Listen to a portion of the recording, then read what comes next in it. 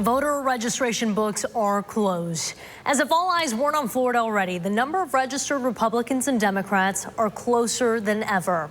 Thanks for joining us on ABC Action News at 11. I'm Isabel Rosales. We begin tonight with our Bay Area election 2020 coverage. Our McKenna King spoke with our political analysts about whether or not these numbers are an accurate predictor of the election's outcome. Isabel, the short answer is no. Democrats led the Florida voter registration count in 2016, and Donald Trump still managed to win Florida by a small margin.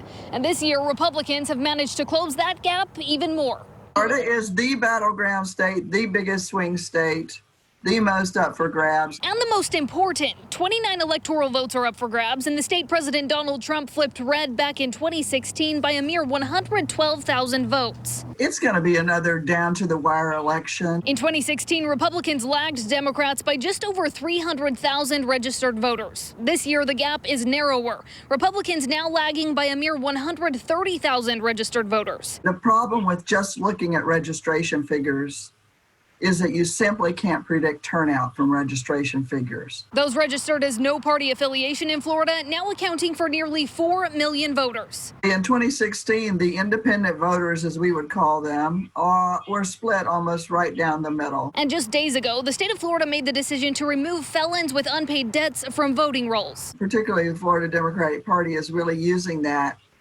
as a rallying cry to voters who really felt strongly that that was not fair to turn out to vote. Now the question is, could these voters actually make or break an election? You can pick any issue or any narrow slice of Florida and say, if X doesn't happen, that candidate's going to lose, because we are the 0.5% state.